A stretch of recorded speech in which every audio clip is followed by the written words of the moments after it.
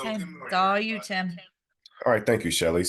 Good morning, everybody. This is the EMIS Alliance training for the Working Assessment Missing List. For those of you who are joining me this morning, this training may sound very familiar with you.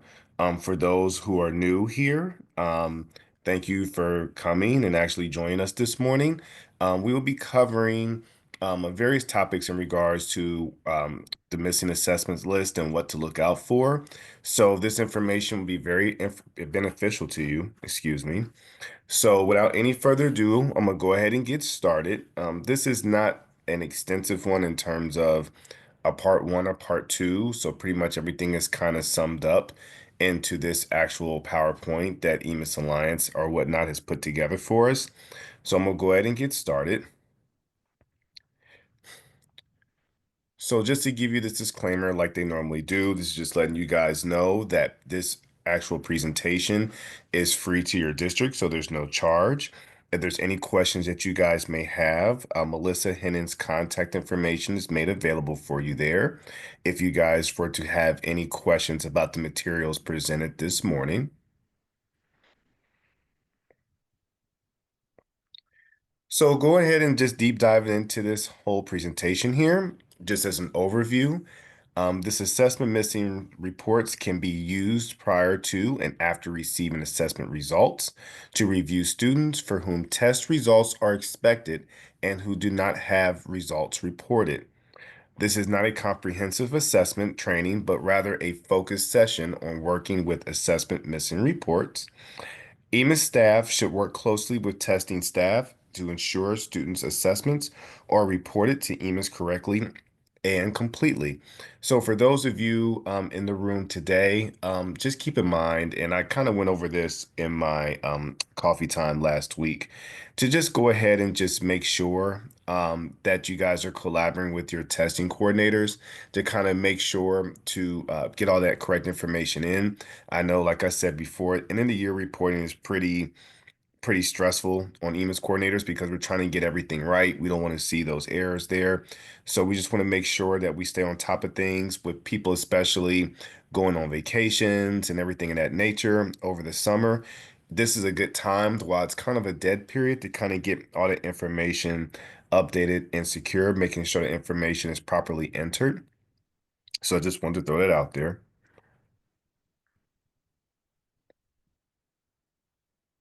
So it's back to question to ask, why are assessments missing? Do uses specific criteria to determine if an expected assessment is not being reported. So students can appear as missing in assessment when, and these are the following examples they give. The student is expected to test and did not test, and a score not reported value needs to be reported. The assessment is being reported incorrectly and is generating a level 1 fatal or being excluded. EMIS data reported by another district causes due to expect assessment records for a student, and any other situation where an expected test is not being reported. So these are determining factors when basically an assessment is missing. You guys are to make the determination based off the data and the reporting that you have generated from your district, which scenario would best fit this particular student. Like I said, during testing windows, it could be anything. Student was absent for medical reasons. Student was just absent. Maybe a student have withdrawn. We've had those situations too.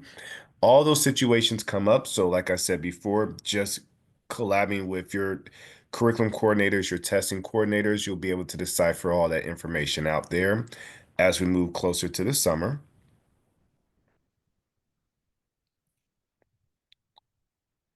So accessing missing assessment reports. Now, a lot of you guys are familiar with in the data collector, when you guys are submitting your testing information, and this could be for your cause information. Okay. So for here, for example, they have an example of your child outcome summary assessment collection, which is short for cause. Okay. So underneath in the data collector, and this could be for whether it be for KRA, whether it be for state assessments or state testing, you will always get that collection window in the data collector. Okay. So what will happen is that when you guys submit your information under the prepare outputs, and a lot of you guys are familiar with this whole setup, But under the prepared outputs, you'll see your view submission 6 data, which is an example here. Now, once you click on that, okay, it's going to give you a screen, okay, showing this details here. Now, a lot of you guys get this information here, and a lot of you guys, the first thing that we'll do is that we'll go ahead and we'll go directly to the missing report section, because basically with the missing report section there, that's going to tell the tale, okay, what are we looking for as it pertains to missing students? Now, on some collections or whatnot, you will see information excluded. Why is that? Because in grade ranges, it may be for a specific grade range. So if it's outside the grade range, you will not see those kids counted there. But you guys do want to concentrate on the missing reports tab. That missing reports tab, or excuse me, link, will be very, very informational to you guys in determining who is missing and basically going back and saying, okay, why was this student missing? Was it due to an absence? Was it due to basically him being out for that absence due to medical reasons? Or was he suspended or anything like that pertaining to that nature? Then you can make that determination by looking at your missing report list there. Okay.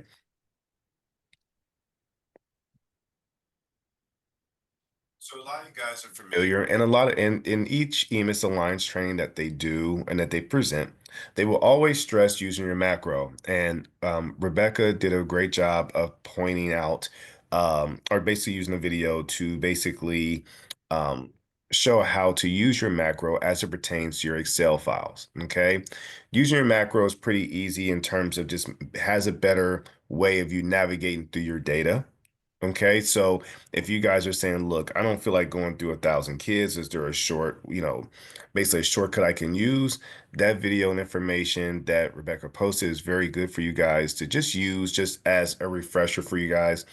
Pretty much all you guys in this room are pretty much good veterans here, so you guys are pretty familiar with this, but just want to kind of throw that out there, for your education purposes there.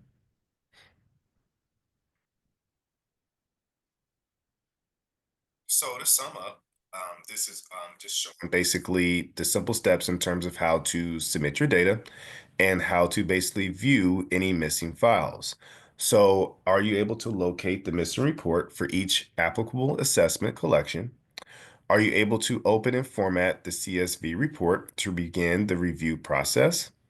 And who in your district can assist with these reports? And like I said, that would be pretty much your testing coordinator, any curriculum director, and sometimes even counselors is a good resource to use in terms of getting this data in. Sometimes with counselors, they can say, hey, we don't have a test here, or this person here missed this due to, X, Y, and Z. So they're a good reference to use as well if you guys are coming into any situations to figure out absences or why a student didn't particularly take that test.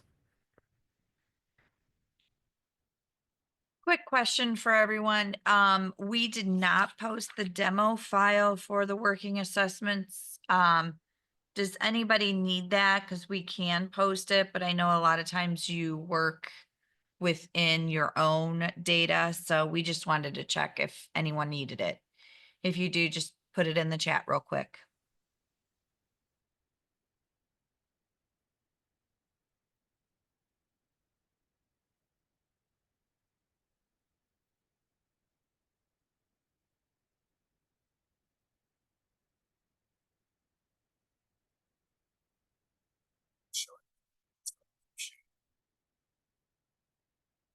So, moving forward, we're going to go into understanding assessment missing reports. And basically, this is just going to kind of sum up what to look for in terms of and review when you're looking at these missing reports.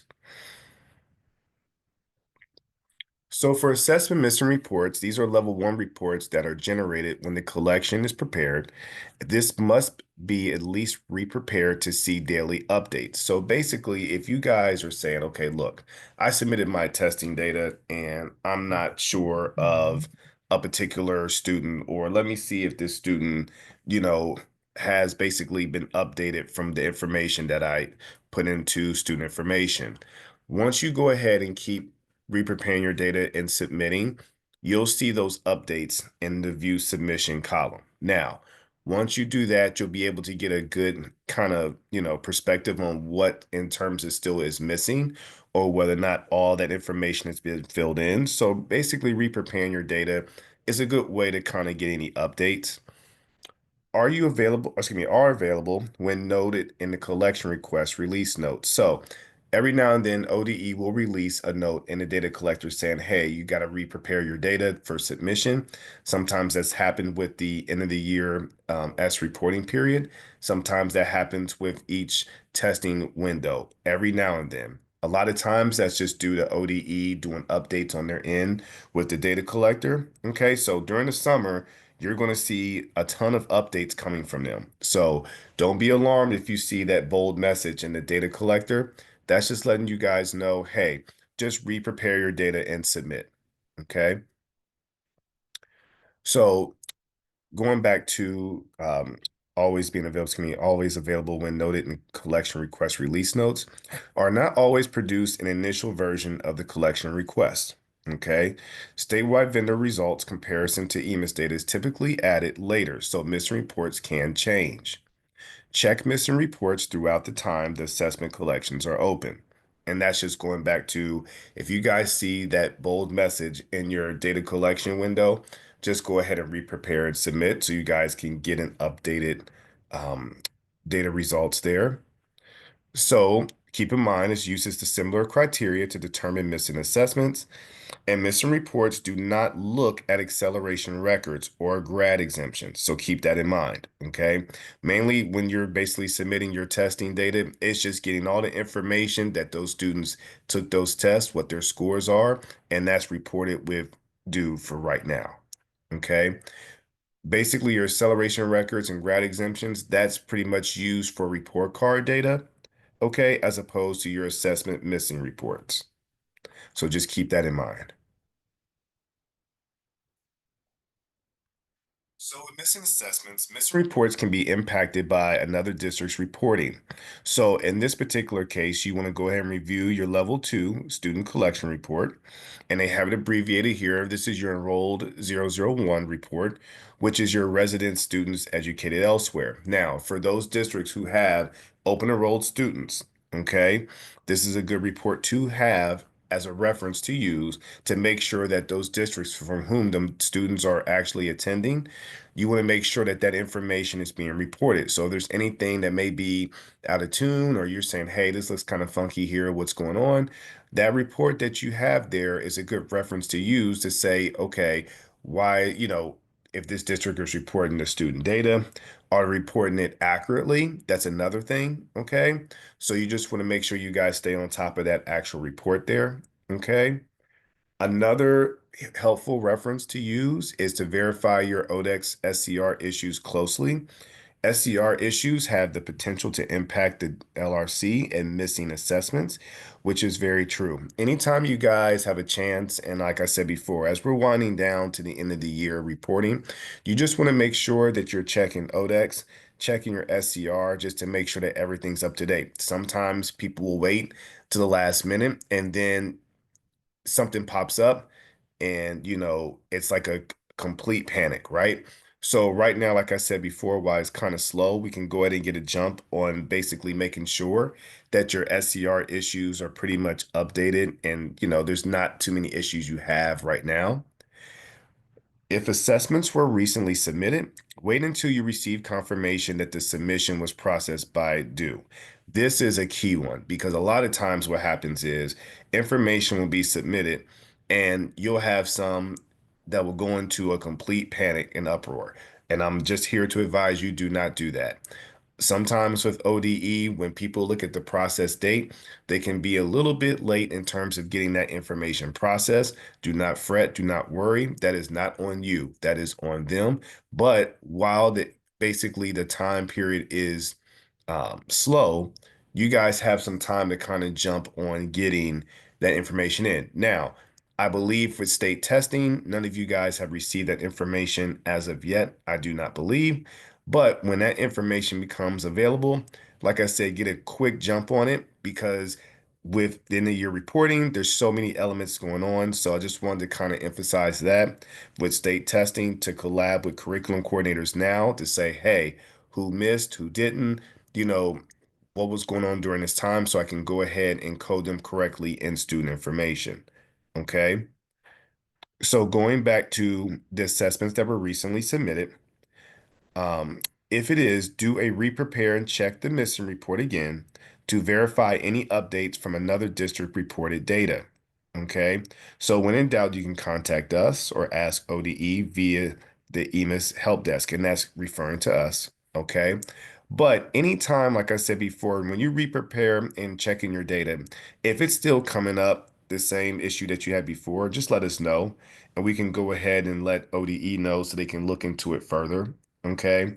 And like I said, this is a good time to do it now while the time period is slow right now to get a faster response from them. So expected assessments. Assessments are expected when a student is enrolled during the test administration window and is reported with a district relationship of 1, or students reported with a sent to reason of the following, and they give the actual following codes there for the sent to reason. Okay. And like I said, all these codes here are available in the student information website and your FS standing there. Okay. Has assessment results appearing in the statewide vendor file associated to that district. So you just want to just verify and check to make sure that all your results are matching up with what you guys have for your district. Some assessments can have additional requirements for expected assessments. Now, there's that whole C EMIS manual thing there, right? So the EMIS manual, as we move forward to the end of the year reporting, is going to be very important to you guys, especially for the newbies. Veterans, not so much, but newbies, okay? Because the EMIS manual is going to break down basically any basically type of references to this particular missing assessments report, right? So you're going to get detailed information on why, okay, this is coming up missing. And they may say, okay, this student is coming up missing due to these various reasons, right? But the thing is they stress the EMIS manual because 9 times out of 10, whenever something is coming up or missing or excluded or anything like that, the EMIS manual is pretty good in terms of breaking that information down for you guys, just to kind of give you a perspective of what to look for.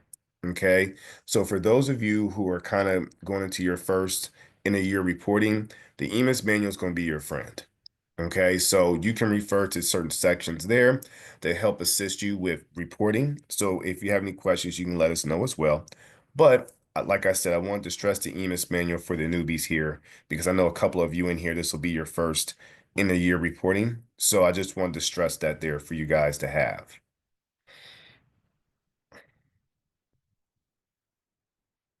So here with expected assessments, additional assessment considerations. A student who is enrolled as of Friday of the first full week of October, then leaves the district through one of the following codes, and then returns to the district prior to the end of the school year, will be considered as continuously enrolled for a full academic year, but will count at the state level. Okay, so down below, they give some situations here in terms of court ordered placement, okay, and then non-court ordered or foster care institutional placement. Those are the couple of codes there that they have. Now, if a district no longer is responsible for a student's education, the district also has no requirement to test. If a district is deemed responsible, then the district must test the student. Now, there's a lot of variables that go into that. And I'm pretty sure that with as EMIS coordinators and curriculum directors or whatnot, this is where the collaborations and me stressing that comes into play, right?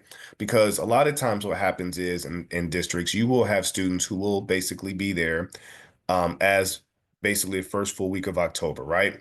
And then they leave or they may move or whatnot. And then you have some students that will come back. Okay. So you guys want to basically get together with departments within your district to make that determination. Okay. Who is responsible for that particular student? All right. If your district is responsible, then of course, and you guys have to report the information for that student. If you guys are not, then there's no requirement to test that student. Okay. And I'm pretty sure your curriculum department is pretty much on top of things, but I wanted to stress that because We do get tickets sometimes in the summer regarding to that or whatnot. So basically, I believe, like I said before, your counselors would be a very good reference to use because they can make that determination as well as with your curriculum department to say, hey, are we required to test? And a lot of you guys pretty much departments know beforehand. So that'll be something to kind of just keep an eye on there as we move forward. Hey, Tim, Yes. I have a more recent version of this presentation.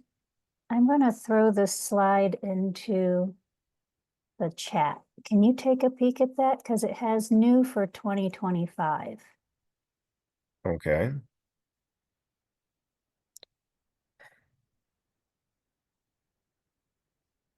There were several iterations of this presentation. They made changes. And I know that was that top paragraph they scratched out and changed new for 25. Okay, so new for FY25, I see here. So when the following one of the following sent reasons is reported for a student on March 31st, the student will count at the state level. Okay. So that was something that they implemented for FY25. Okay. So basically what I basically referred to initially or before on the slide there, basically as of March 31st, the student will count at the state level for one of the following sent to reasons there, or sent reasons, excuse me. So for any of these three sent reasons here, basically March 31st, if that student reported, basically a student will count. Thank you, Rebecca. That's actually important because, like I said, there are some instances where if the student is basically present there on March 31st, okay, we've had questions last summer about that, and I know they was going to implement that. So that's actually cool. So, okay, thanks, Rebecca. That's helpful.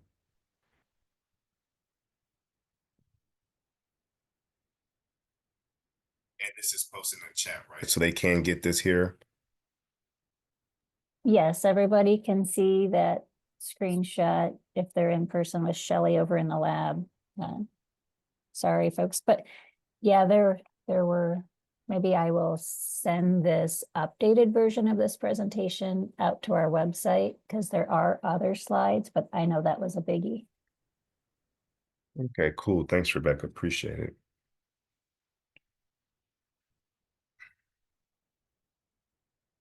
So for your state and local testing windows, okay, you want to search your testing dates, okay, and this is on education.ohio.gov for state testing windows.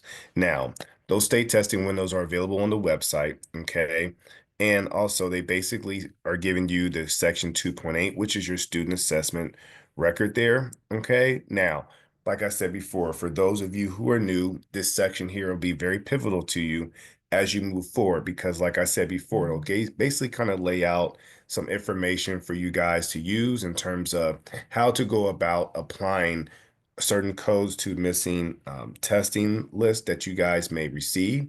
So that's a very good reference to use. Okay, and I also have in the stash there, result dates must be reported within the appropriate testing window. Okay, so keep in mind and to pay attention to those expiration dates and when you guys can actually, go ahead and submit your data.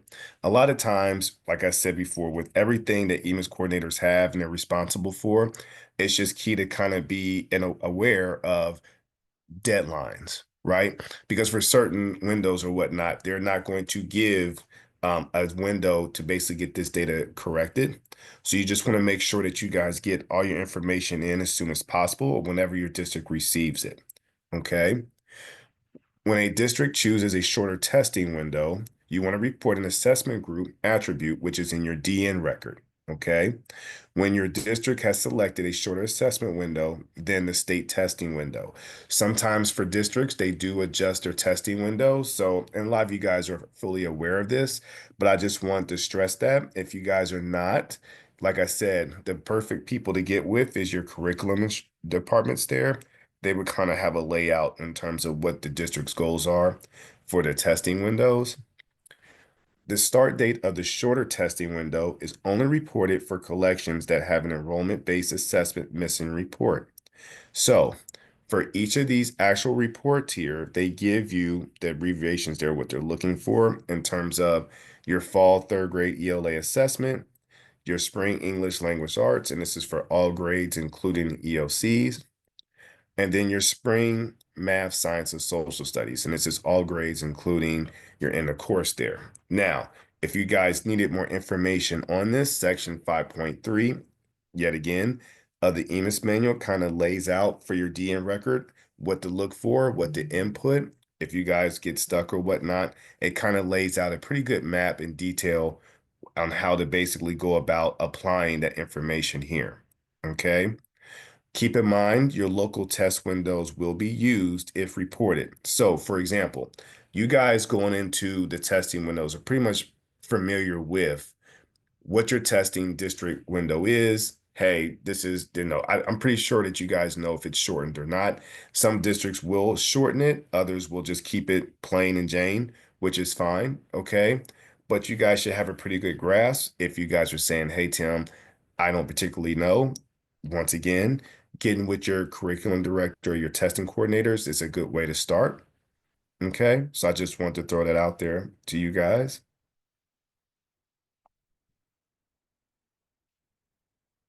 For scholarship student assessments, and this is very, very important because I get questions all the time, especially in the summer pertaining to this. For autism students, they do not require assessments to be reported. Okay, so keep that in mind. Any autistic students that you guys have is not a requirement for them to be reported. Okay. John Peterson scholarship students must take an all statewide test or approve alternate assessments, not preschool. Okay. The school or approved provider where the student is enrolled is responsible for administering these tests. If the John Peterson scholarship provider is an EMIS reporting entity, they report the results to EMIS. Okay, so you guys want to highlight that there for the newbies. That's very, very important there. If the John Peterson scholarship provider is a non-EMIS reporting entity, the assessment results are not reporting to EMIS, okay? So I just are stressing the John Peterson scholarship students because a lot of times we get that information, or excuse me, that question that pops up a lot as we're winding down the school year, okay? So you want to keep this slide as a good reference to have for John Peterson students. I know that this question comes up a lot, so this is a good breakdown for those particular students there. And also, if you scan up to the top there, keep in mind as well, for autism students, it does not require assessments to be reported. So that's very key as well.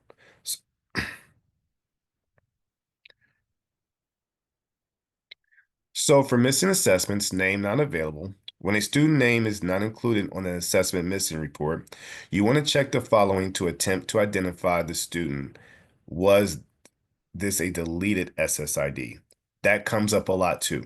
Sometimes you guys will have students who have multiple SSIDs, and that's always a pain, right? Because a lot of times you'll get a new student SSID, but then it's saying, hey, I got this missing student here, but I have this kid here present here at the school, but their SSID is different. 9 times out of 10, somewhere along the line, it was changed from maybe the beginning of the year or the year before, or whatever the case may be, and it may come up as a missing test or missing student. So getting basically, if we can work on getting those SSIDs kind of invalidated or basically kind of merged or whatnot, whatever we need to do to make sure that we can get that student's tested count or test count, excuse me, we want to go ahead and just make sure we have those options because like I said, that always can happen. Is the SSID in your assist software? You want to check your ODDEX modules, check scholarship app in OHID, check data in previous closed student S collections, check your pre-ID upload CSV and assessment website, or you can contact us or whatnot for assistance. Like I said, making sure that those SSIDs are pretty much intact and making sure that those are good to go. That is always important because like I said, it's nothing like when you get that missing student and their SSID is different. And I know sometimes it can cause a freak out, right? So we just want to make sure, like I said, while we have a dead period now, we can get a good jump on making sure that those SSIDs are pretty much up to date there. Before I move on.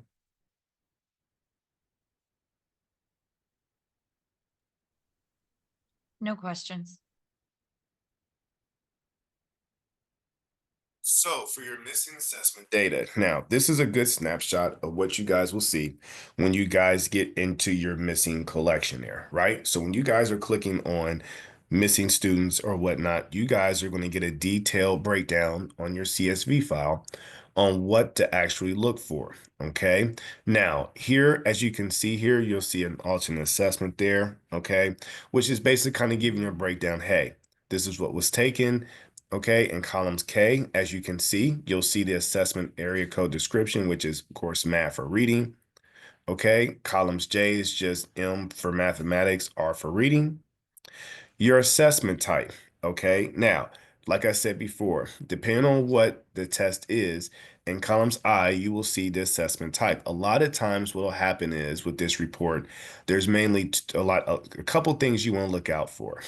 Your collection request in column B, in the assessment type.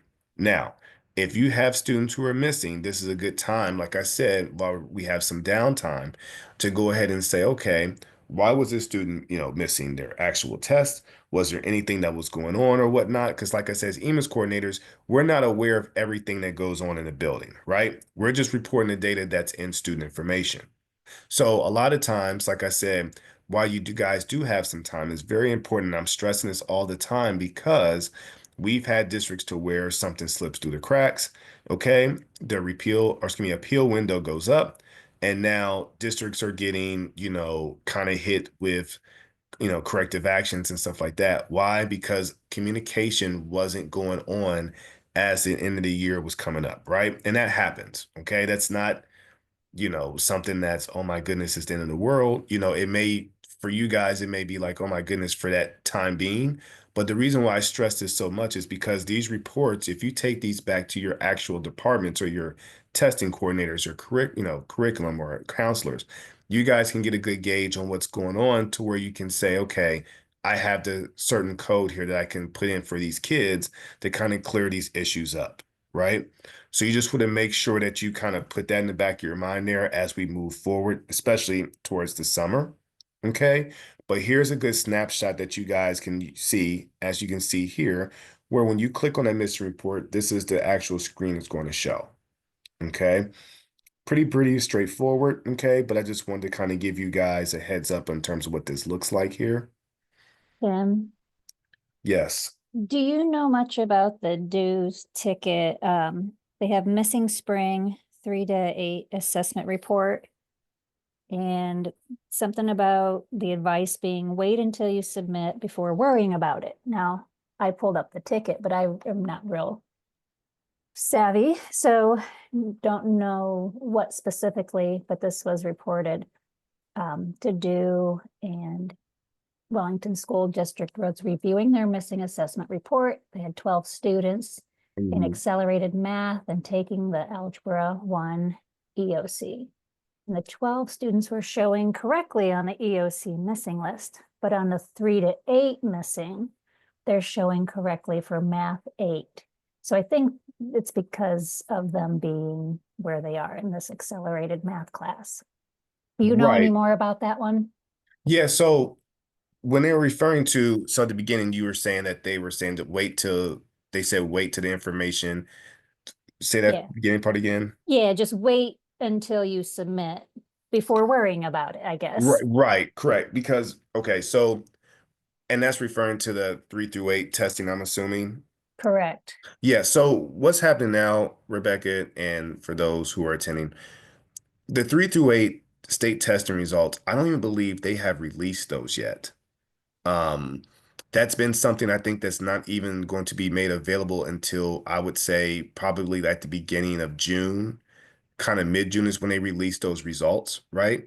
So a lot of times what happens is you really can't get a gauge on those particular issues, Rebecca, that you were referring to until you actually receive that state testing data. Now, once you receive it, then you'll be able to get a gauge on, okay, now we can assess these kids and then make a determination from there, right? But until you actually get those testing results, it's kind of like that ticket has to kind of sit on a back burner until that district receives them.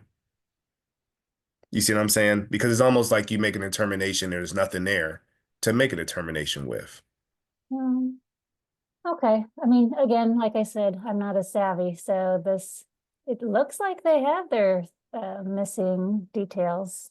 What I'll do, I'll just throw this ticket into the chat for those who are listening, and they can read it and then decipher from it, because it is closed and it was I'm recent. typing it now. Oh, okay. I was typing it. Oh, sorry, Shelley. Okay, you can move on, Tim. Yeah, and like I said, that's actually a good situation there. Now, was that from last year or was that from this year, Rebecca? No, it's this year. So it was closed on April 2nd, created at the end of March. That's why I'm like, somebody has results of something. Yeah, I was going to say the state testing, I think this district just took state testing. So it has to be is it for end of course or EOCs? It was the Algebra 1 EOC. Yes. Okay. Now EOCs, that's different. Okay. Yeah. So EOCs end of course, and then the state testing is kind of totally two different tests, right? The state test for 3 through 8, that's the state Ohio test. Okay. And EOCs, that has to do with, so it's two different grade levels pretty much, right? But I can read the question. That's actually a good question, but there's really nothing they can do in terms of making a determination right now until the 3 through 8 testing comes out, because that's not out. The EOCs I believe, are out, but not the state testing. So that's probably why the advice is wait. Right, right, because those are two different testing for two different, grade levels there. Okay. Now, do all EMIS coordinators have access to the due tickets from all organizations? Or is that just something we have access to? That's something that we have access to. Okay, Hmm. thanks. No problem. Any questions from you guys so far? And who's ever, who's in the chat, or any questions at all? Shelly, you see any? No, It's- we're good. Okay. Yeah, it's just Okay. Shelley and me posting Okay. the Gotcha. details. I got you. So for your missing assessment data, okay, as you can see here, this is another snapshot that is basically what you'll see whenever you see a missing testing data actual basically occur, right? So down below in columns M, you're going to see the test date. Now, all this information is coming from what you guys have in student information, okay? So for example, if you guys have any OELPA assessments, right? For those missing, it's going to give you a breakdown, as you can see as such here. So in columns M, you'll see the testing date, right? In columns P, it's going to give you which assessments basically are missing there. All right. And then in the columns O, you'll see the enrolled in test window. Now, they're saying when they see columns O, they're saying enrolled in test window. So they're asking you, okay, this kid was enrolled during the testing window. Why does this student not have an actual testing score or an actual result? Now, like I said, that can be to a number of things. It could be to a medical reason. It could be the kid was out absent, just whether he was suspended or whether or not something else was going on. You want to go ahead and make sure that there's a code for that student. Okay. So those actual missing assessment warnings there or on your missing report will go away. Okay. But I just wanted to kind of stress that, because a lot of times when people see these lists, it's, for some, it could be overwhelming. For others, it's like, oh my goodness, this kid was here. This kid has a score. What's going on? So this breakdown here is a good breakdown to have as a reference or whatnot, so you guys can get a good gauge on what codes that you guys need to use for those particular students. Okay. So all this information, yet again, is coming from your student information window.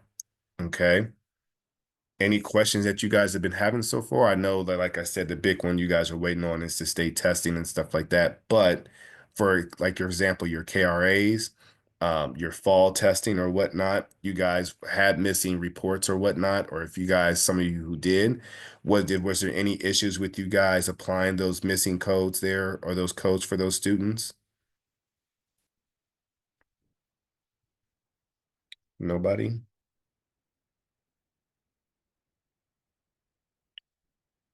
Okay. I'm not seeing anything, Tim. Okay. Appreciate it.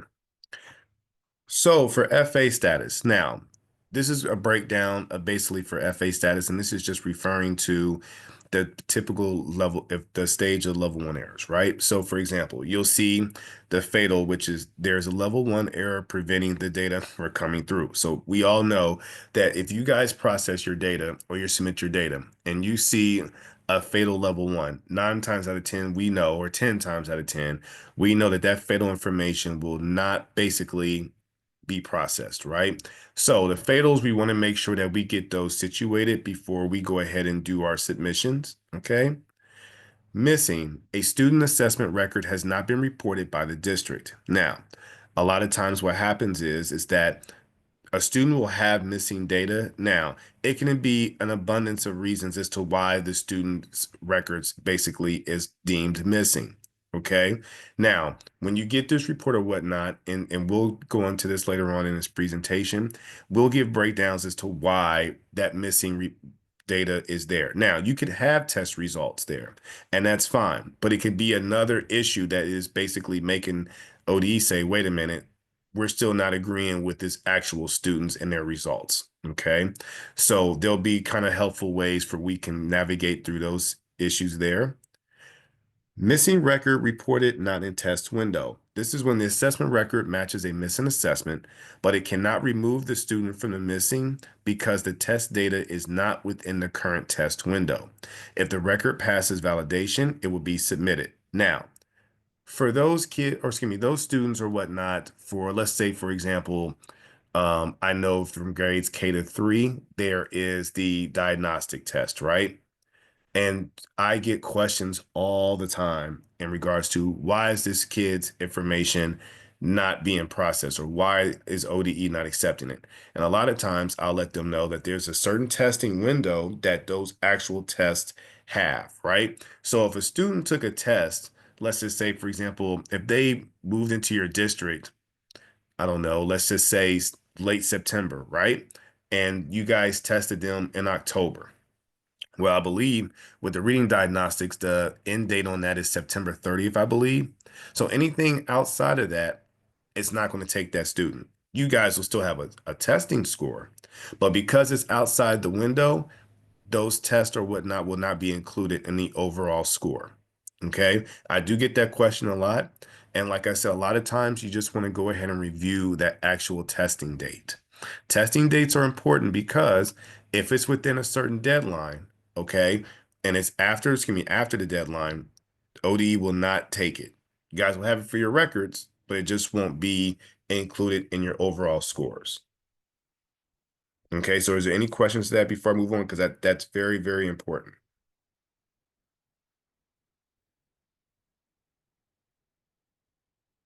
No. I haven't seen anything come through the chat. Okay. Now for your missing reasons, and this is in columns O, okay? Rows on the assessment missing report will have a missing reason, okay? Of course, so it says enrolled in test window, has vendor test result, or enrolled in test window and has test result. Now, and we'll go into this here in a minute, but these are the 3 missing report explanations that they'll have for your missing reasons in columns O, okay? Now, if any of these situations come up, okay, go ahead and put a ticket in with us. A lot of times, like I said before, a kid can have a vendor result and it can say enrolled in test window, but it could be something else. It could be a situation where a student is enrolled at another district and maybe that district is not reporting their data, correctly for you guys. It could be an abundance of things. Okay. So I don't want you to freak out if you guys see an actual test result and basically it's saying it's missing.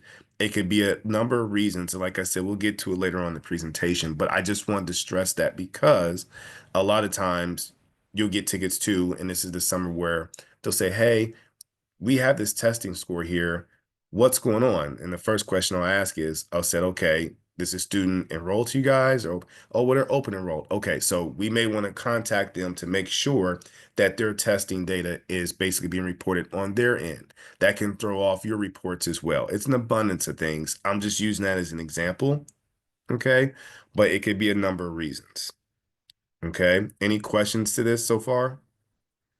I'm gonna keep asking because, like I said, this is a very important part for missing assessments.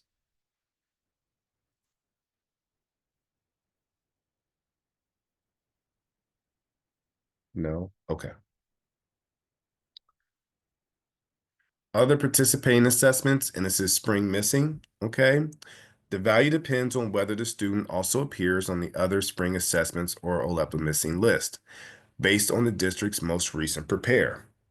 Value will change or be removed once valid assessment scores or score not reported reasons for the relevant test have been included in the district's assessment collections. So for example, as you can see in columns P, you have the following, which is basically taken at the spring reporting time, which is your spring alternate assessment, spring end of course, which is the EOC, Rebecca, that I was referring to earlier, your spring 3 through 8, and then your spring OELPA, okay? So all those assessments there will be in the spring, okay? So like I said, it's very imperative now that you guys get a good jump on who attended, who was present. If they weren't present for whatever reason, this is a good time to get those actual score not reported values in while, like I said, we're down, so you can go ahead and get a good jump on that, okay? Multiple SSIDs for one student. In cases where a district finds that a student has multiple SSIDs, which SSID is maintained and reported depends on factors such as, and this is the following: the entity that requested the SSIDs, the entity that has reported the SSIDs, and when and how long the SSIDs have been reported. Now, like I said before, going into your the IBM website for you guys to achieve or basically obtain the SSID information. Sometimes for a student, I've had a situation where one student had 6 SSIDs. I don't know how that was basically done. You know, I don't know if they just didn't check the site and they just said, I'm just going to just assign them one. But like I said, as EMIS coordinators, this is a pain basically because what happens is and stuff is that if your testing coordinator puts in an SSID for their test for the vendor, and then another SSID was created, now we have an issue because if you guys are reporting one SSID, it's going to come up with saying, hey, well, why doesn't this SSID have a testing scores? And it's the same person, right? So we just want to make sure that we can get this situation resolved before the actual final product comes available. And that's would be like with your district report cards. And like I said, whether it be your EOC 3 through 8, we just want to make sure that those students have the right SSID for the correct test. Because if you don't, it just throws everything off and it's a big headache. Okay. So I just want to kind of stress to make sure that those SSID aligns up with what you guys are reporting. If only one of the SSIDs has previously been reported to EMIS by PK or preschool, excuse me, to 12 school, then that SSID the newly enrolling district should use. Okay, so keep that in mind. All right. And like I said, a lot of times with SSIDs, it's very, very key that SSID follows that student from the time that they even enroll in the school, whether it be preschool, job and family services, or whatever the case may be, that follows them. So a lot of times you want to make sure that that SSID remains the same. Some districts, if a kid moves to another district, they stress that that same SSID should be used, okay? Because that's the way that everyone keeps track with that student data, okay? So I just wanted to kind of emphasize that. The more and more the SSID gets changed, it just causes confusion and disarray, right? So we just want to make sure that we stay on top of that. Now, sometimes we can't help that, but like I said before, you just want to make sure that that SSID, you know, for the most part remains the same. Yes. So there was some discussion and training on this, and I wrote a note. The SSID with the most history should be used. And I was really surprised. Like, that's the note I took from a full discussion.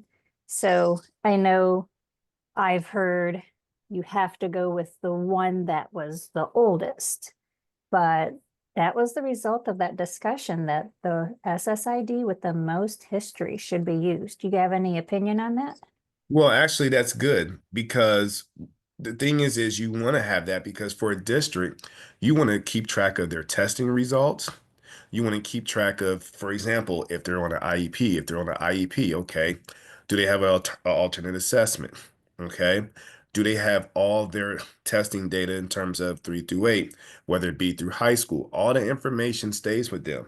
Some districts or whatnot use that, well, mainly all use that to complete graduation requirements, like I said, for EOCs and to determine what scores they got. So all that is key when you're using that same SSID. Using that same SSID is almost like I don't have a real life situation because I got it tongue tied, but it's just say this. It's very, very important. I know EMIS coordinators will freak out if they see a different SSID when they transfer because that district has this SSID that's tied to everything, right? So if that kid moves forward, and let's just say you get to 12th grade, and then they say the counselor may say, well, hey, where's this data? How come we don't have this information for you? Now it's tied to a different SSID, right? So that just leads to a lot of issues, especially as they move forward in high school, if that makes any sense. Sounds good. Just wanted to throw that out there. Okay.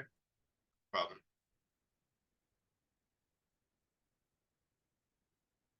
So for multiple SSIDs for one student, and this is just a continuation here, if more than one SSID has been reported to EMIS by preschool to 12 schools, the newly enrolling district should consider the following when determining which SSID to use. If the student was a high school student at only one of the previous districts, the newly enrolling district should always use this high school SSID. If the student was a high school student at more than one of the previous districts, the newly enrolling district should evaluate the data reported under both or all SSIDs to determine which to report. If the student was not a high school student at any of the previous districts, the newly enrolling district should evaluate the data reported under both or all SSIDs to determine which to report. When it is not clear which SSID to use, and this could include when multiple SSIDs were reported for high school, the newly enrolling district should consider things like how long the SSIDs were reported, how much data is associated with each, and which was reported with more assessment or progress towards graduation related data when determining which to report. Like I said, I emphasize a lot of times to use the same one, but this gives you here multiple instances where a different one could be used. But like I said before, 9 times out of 10 districts try to use the same SSID for reporting reasons. Okay.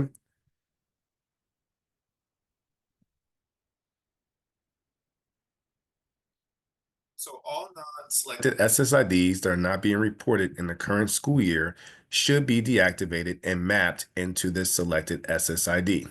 Now, if you guys have a situation where you guys are looking to have an SSID deactivated, let us know. If you guys have access to the IBM website, you guys can sit up there and make that actual request there through an actual ticket, I believe there, okay, to get in contact with IBM. A lot of times or whatnot, there's these situations pop up all the time. So just kind of giving you some pointers there in terms of how to navigate through those issues. For non-selected SSIDs that are being reported in the current school year, all districts currently reporting the student must coordinate to keep only one SSID and deactivate all others. Okay. If an SSID that is currently being reported is deactivated, the reporting district will receive fatal errors. So, like I said before, these fatal errors likely lead to the reporting district reactivating the prior SSID and deactivating the SSID selected by the newly enrolling district. And like I mentioned before, it just kind of leads to a lot of chaos and confusion, as you can see here, when anyone tampers with them SSIDs, right? So we just want to make sure that before heading into the testing windows, that these SSIDs align with what you guys have in student information okay, and with what the testing coordinator has put in their actual vendor file. Because what happens is, as you can see, it just leads to a whole bunch of confusion that, especially with the end of the year, that's stuff that we do not need, right? So we just want to make sure we stay on top of that. Any questions pertaining to this here so far?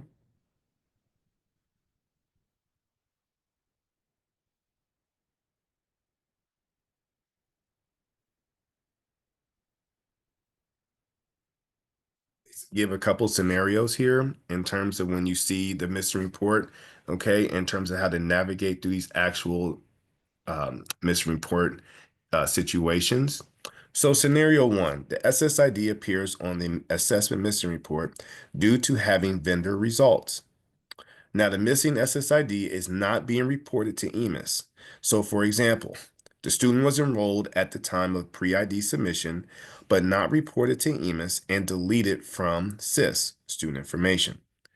Student was enrolled with incorrect SSID at the time of pre-ID submission, but not reported to EMIS with the incorrect SSID. And finally, these examples should no longer generate a missing assessment if there are no actual vendor results.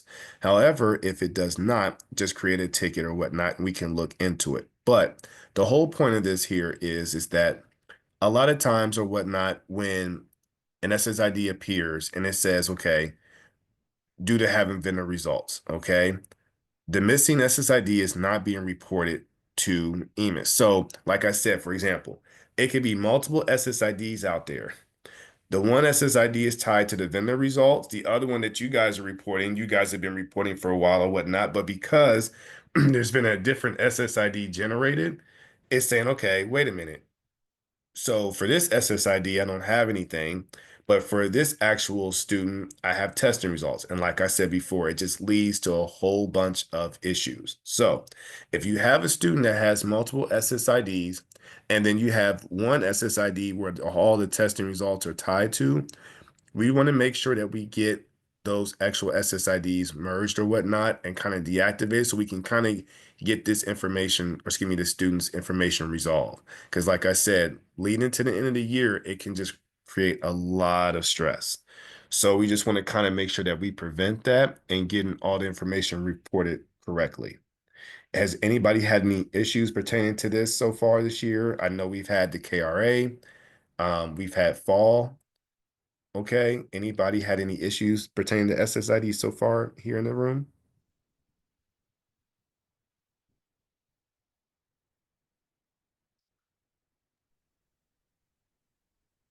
I'm not seeing anything, Tim.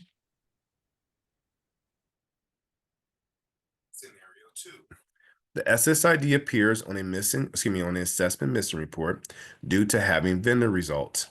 If the SSID is currently being reported to EMIS, the SSID submitted to the pre-ID but later withdrawn with a code of 81, student reported an error. Okay.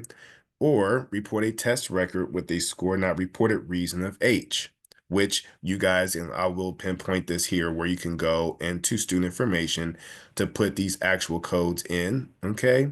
But for code H, the SSID for this student appears on the assessment vendor file due to an error in the data provided to the assessment vendor.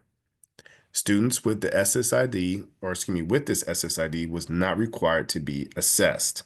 So if any of those situations come up or whatnot, and you guys are saying, wait a minute, this student is here or whatnot, they have vendor results or whatnot, but we're not reading this SSID, just put in a ticket and let us know. We can kind of look through it and see. 9 times out of 10, normally when I look at these students, they have multiple SSIDs and we just got to get that situation resolved, right? So if a situation like that comes up, just let us know and we can go ahead and get that fixed for you.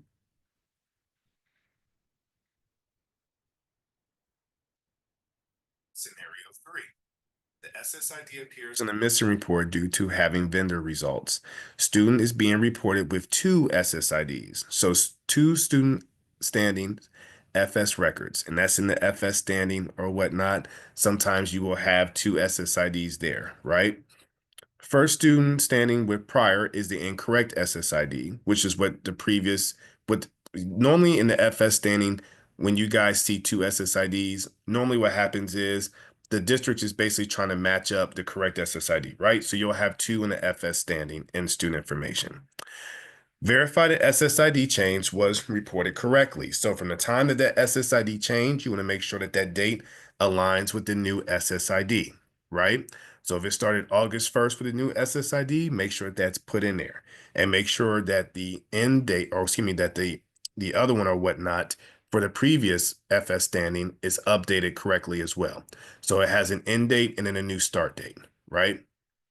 Deactivate and link SSIDs if they both were for the same student, and leave 2 SSIDs active and the incorrect SSID belongs to another student. Okay, so you want to confirm the scores are reported using the correct SSID, and then report the test using the latest SSID to ignore the missing on the old SSID, right? So a lot of times when this situation comes up, you can just go ahead and put in a ticket and ODE can look at it here. And like I said, this is a good time to basically attack any of those issues now, seeing as though that it's kind of slow and it can kind of get to your actual situation a little bit faster. Okay.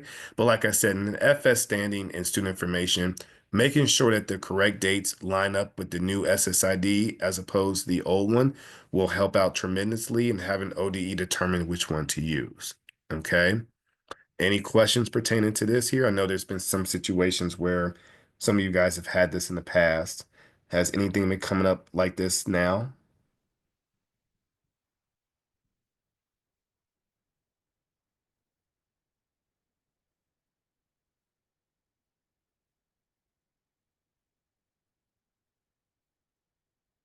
So, in closing here, have you cleaned up your assessment level 1 validations?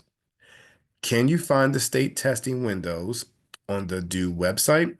Okay, and that's just going into the website there to basically get your testing windows.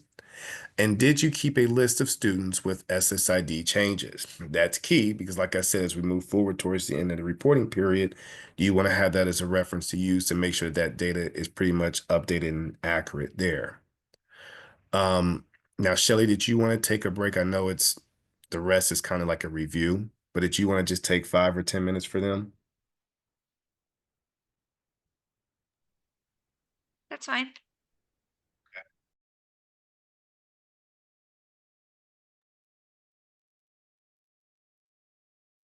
Back. So this next portion here is going to touch base on score not reported reasons. So these are going to be the reasons or whatnot for the missing reports. If you guys basically have any of these applied to you, it gives you these reasons and basically what the situations apply to. Okay, so this is kind of the important part of this presentation. We're going to stress this. We can't stress this enough. If you guys have any questions, feel free to stop me at any time. But this is going to give you a breakdown for those actual missing assessment students. Okay. So the working missing assessments list, when troubleshooting missing assessments prior to your district's test results reported to EMIS, you could see most assessments appear as missing. So students who were required to test but did not test should be reported with a score not reported, which is your SNR, reason on a manually created test record. It is best practice to manually create these test records with the SNR reasons and desist once the non-testing reason is known. So for score not reported reasons should not be reported if the record should be ignored, as it could have a negative impact on accountability calculations. And of course, we are referring to your district's report card, okay, and those actual results that your district gets. So once again, they reference the 2.8 section in the EMIS manual, okay, if you need any additional information regarding the score not reported reasons. But we're going to go over each one of these individually here, okay? So for score not reported reason A, and this is a medical reason, sometimes it is used a lot. Districts can submit a medical waiver for a student who will not or did not test based on medical reasons. Administrators can submit a medical waiver through their OHID account using the data collection tile. Okay. The emergency medical waiver application is intended for situations that arise during the testing windows. Examples should include the makeup test windows, unexpected or worsening illness, or physical injury immediately before or during the testing window. So make sure that those students, for whatever reason, if it's medical, make sure that they get that information to you so that your testing coordinator, principal, or whatnot can apply to get this medical reason approved in the OHID portal. Okay.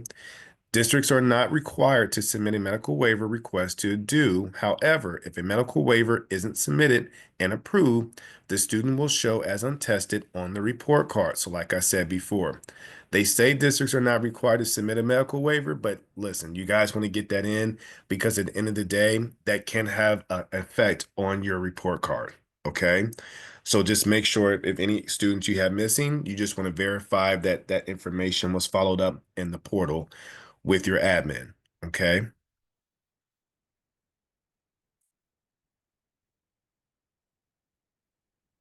Scores not reported. Reasons B through F. And this is specific SNR reasons are valid for each test. And it could be parent or adult student refusal. We have had that happen a couple times. Student refusal, we've had that happen a couple times. Suspension or expulsion, absent during test administration window, and of course, reason F, other, reason not listed. And you only want to report if the student was required to take the test and did not. Okay. S&R reasons of B through F count against accountability measures. Okay, so keep that in mind. Highlight it if you need to. So any of these reasons that come up, keep in mind that this will count against your accountability moving forward, mainly your district report card. Okay.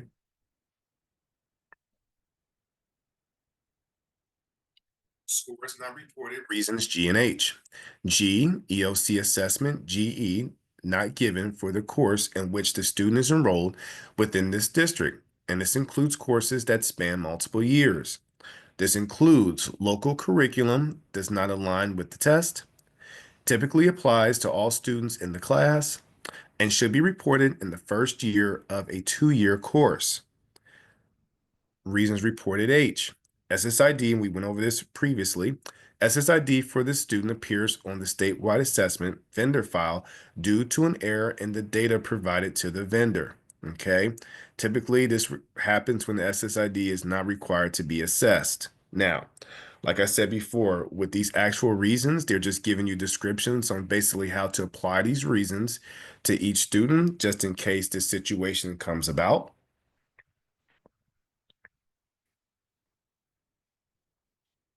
Scores not reported. Reasons I, J, and K. For I, student was tested, but the test was invalidated by ODE or by the district. J, student moved in or out before the test was administered, enrolled at the start of the testing window, but moved prior to a test subject being administered. Students who enrolled at the end of a testing window should be tested. Okay. And K, not required in the district because the student is part-time or homeschooled or at a non-public school and is not enrolled in a course for this assessment subject area. Was there something in the chat, Shelley? I'm sorry, before I moved on. No, I'll tell you. I'm Okay. just posting information. Okay, sorry about that. I'm sorry. For scores not reported, reason L. Student has a disability condition for which no vendor accommodation exists. Use this code if a student IEP requires an accommodation that is not available for the assessment being reported, and the student therefore did not take the assessment. For the reading diagnostic, this option is used for significantly cognitive students who are exempt from taking the test per IEP. Okay. For the OELPA or alternate OELPA, this option is used to report the exempted domains of either test. Districts may exempt students from, no more than 3 of the 4 domain tests on the OELPA and alternative OELPA, listening, reading, writing, and speaking, if the student's disability is such that the student cannot participate in the stated domain test per the IEP or 504 plan with the existing accommodations. Now, I had some districts use the L reporting, okay? And a lot of times this is for the reading diagnostic, okay? So you just want to make sure that, like I said, getting with your testing coordinator and making sure that your information aligns up will save you a deal of stress and moving forward to in the reporting period to where you guys can get all the information aligned for your district report card. And for the district report card training, we'll kind of touch base on that in terms of making sure that your codes are basically inputted and they're up to date. And your GENS issue, and this is your ISO 421 report, your SNR-L reported for all 4 domains. You want to make sure that you have the L reason for each test, not just one. So for example, in the OELPA, they have 4 parts, right? You have your listening, reading, writing, and speaking. If you guys do not have that reason L for those particular columns, then guess what? It's going to come up as missing on your actual assessment report.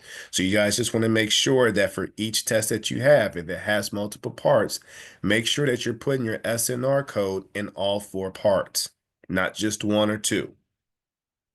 Okay.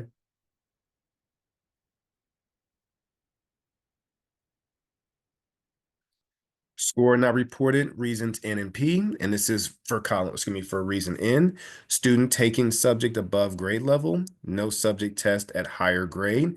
And this would apply to the state testing for grades 3 through 8 and your GN assessments only. For reasons P, not tested due to timing of alternative assessment determination, and this applies to your end of course, your GE, and your state 3 through 8, and GN assessments only, okay? This SNR is only valid when the IEP team determines on or after the last day of the alternate assessment testing window and prior to the standard testing window that a student should take the alternative assessment for students with cognitive disabilities.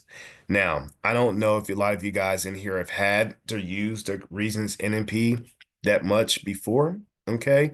But this kind of gives you a breakdown, and these breakdowns are pretty good in terms of having you guys determine which reason applies to each student. Sometimes we can get caught up in, oh, I'll just put down a J, but okay, but do we know why that reason J is, there for? So these descriptions there will kind of give you guys a heads up in terms of what codes or what reasons apply to what situation, right? So keep that in mind. And also keep in mind too, we can't just put any SNR reason, right? We just got to have a valid reason. So make sure that these reasons align with the students, okay? Score not reported reasons R and S, okay? R are for parents' request results not to be reported to the state. Surprisingly, I have had that down here in Cincinnati, okay? I don't know why, but parents will put in those requests there. For reasons S, non-scorable assessment, and this applies to the grades 3 through 8 alternative assessment, the KRA, and the high school alternative assessment. Okay, so reason S, it gives you the reasons there. And in column R, it gives you the reasons there are the type of testing in which those reasons would apply.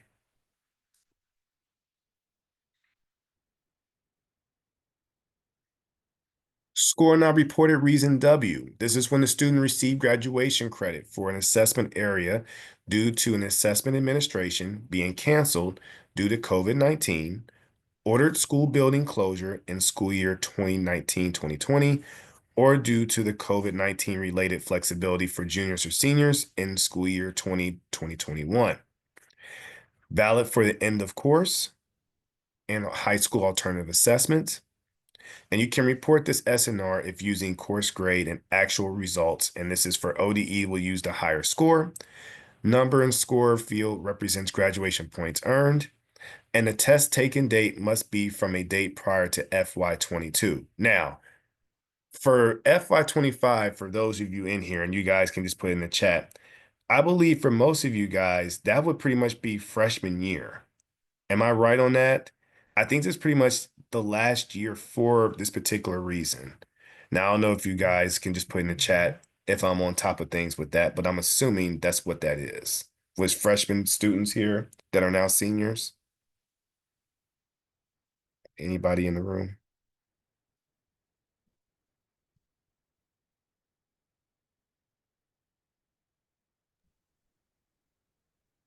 Um, Yes, go I'm ahead. not seeing anything in there, but I'm thinking you are correct. Yes, I think that's freshman year. Okay. Score not reported, reason X.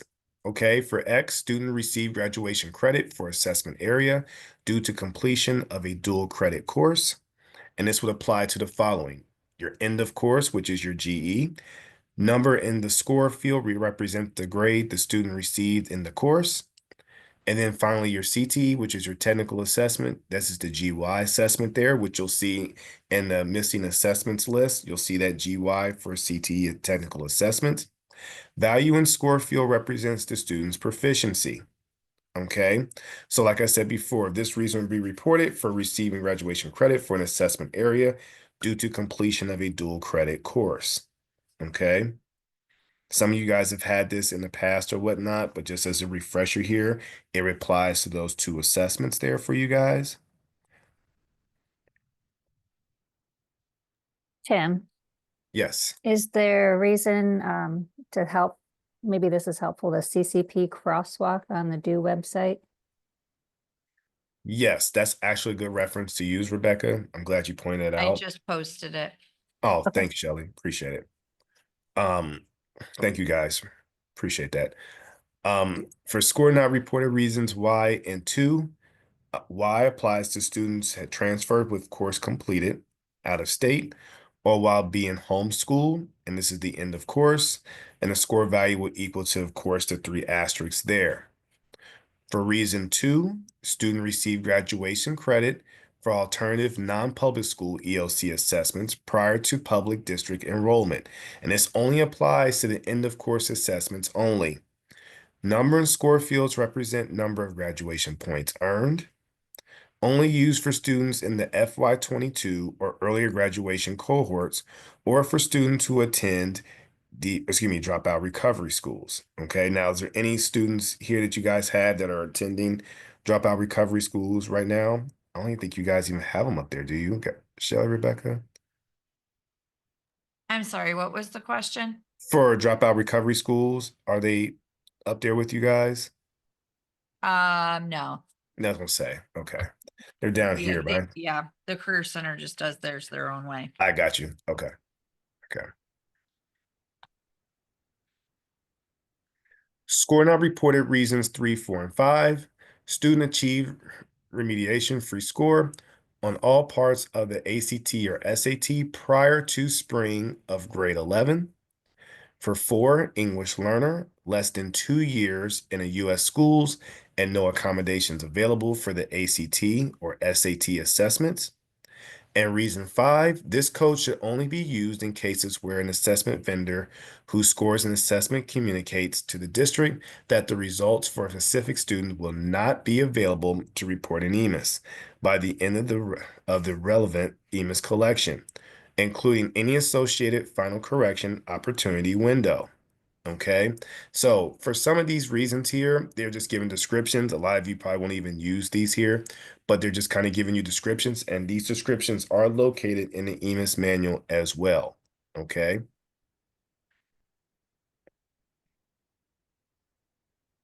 So review, do you have a copy of the student assessment record section of the EMIS manual available, which is section 2.8 there for you guys?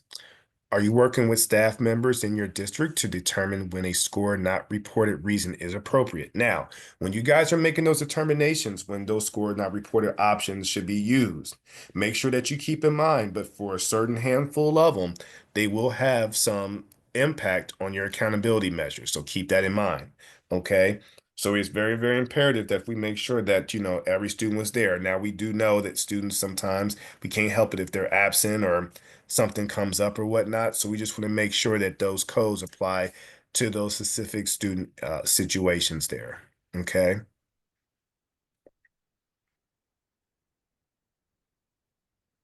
Assessment missing reports by collection. And this is just going to just touch base on this real quick as a review for you guys here. So I'm going to kind of quickly go over this here for you guys. So your missing report and your cause assessment collection. Okay. Resident districts are required to submit the cause assessment records, and this is your GM records, for their resident students enrolled anytime during the school year, and this includes residents attending elsewhere. Cause assessments are also required for itinerant and related services, only preschool students. Not required for typical preschool students, okay? And not required for preschool students who are autism scholarship participants. Okay, so what this is doing is, guys, this is just giving a breakdown for your missing report for each collection that you guys may come across. Okay, so this is pretty much a review for you guys. Like I said before, if you have any questions, feel free to stop me. But for most of you guys are pretty much familiar with how these missing reports work for each collection. But it's just good to go over these and kind of get a refresher here. Okay. Going on forward with the cause here, preschool students with disabilities must have at least one cause assessment record reported per school year. Highlight that, keep that in mind. Entry to preschool special education, exiting preschool special education, and student enters and exit preschool special education services in the same school year with 6 months or more between entry and exit. 2 cause assessment records should be reported. Now, for you guys that are here today, do you guys normally deal with the cause, or is that pretty much the service center that deals with that information for you guys? I'm just checking here.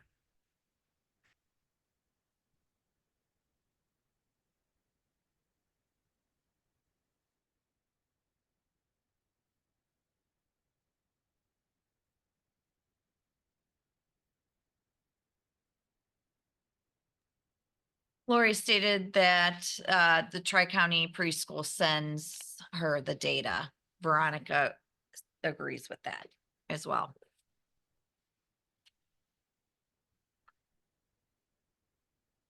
Yep, so it looks like the ESC The ESC, that's what I thought. Okay. sending Okay. it to them. Gotcha. So when another district reports a preschool student with an incorrect district or residence, a student could appear on the missing report for that incorrectly reported DOR. So in a lot of cases, you just want to make sure that you check ODDEX and your SCR conflicts and records for misreported district or residence data, okay? For your Gen Issues 4091 report, and this is the preschool reported as your resident student, and your district is not reporting the student. So, 2 things to check here for that. Your ODEX and your SCR conflicts, okay, which I'm pretty sure you guys check on a daily, and your Gens Issue 491 report. This is going to give you a detailed report and breakdown in terms of what to look out for as it applies to preschool kiddos there. Valid SNR reasons for manually created GM test records would be the following. Reason A, B, D, F, and J. If a student cause is missing and no SNR reported, reason is applicable, create an EMIS help desk ticket. Now, those 5 reasons listed above should be applicable for these particular situations, okay? But just kind of giving you a heads up for this particular cause assessment, those SNR reasons are the ones you want to go with there that will accept. Any questions so far before we move on?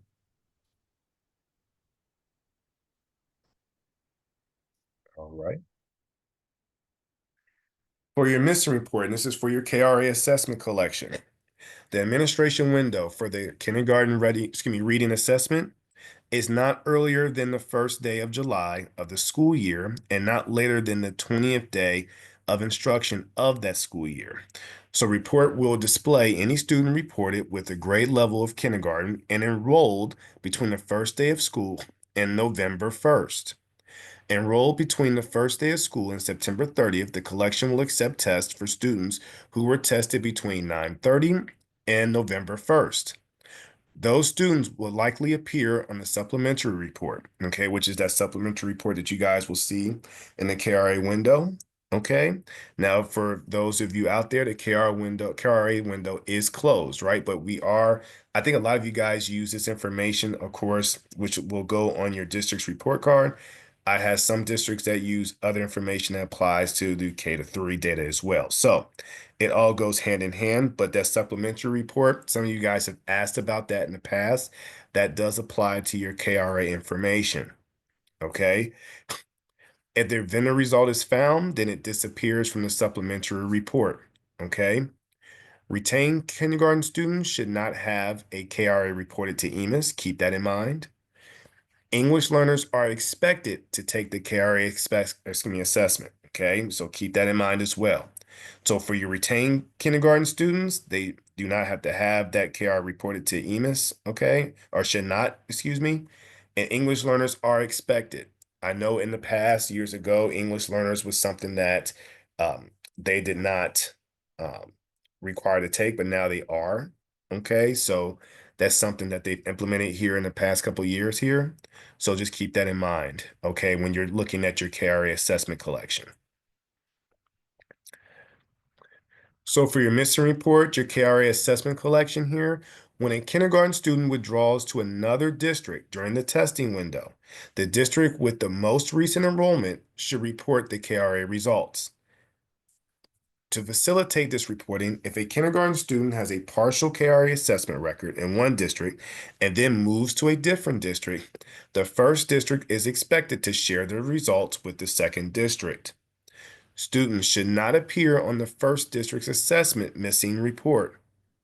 And then the second district should report KRA test to EMIS. Now, I've had this situation come up a couple times with KRA. And like I said, this is a great breakdown because, like I said, it kind of gives you scenarios in which if a student does leave or whatnot, or does take a partial KRA test, okay, and then moves to a different, to a different district, then of course we all are aware that the first district has to share, right?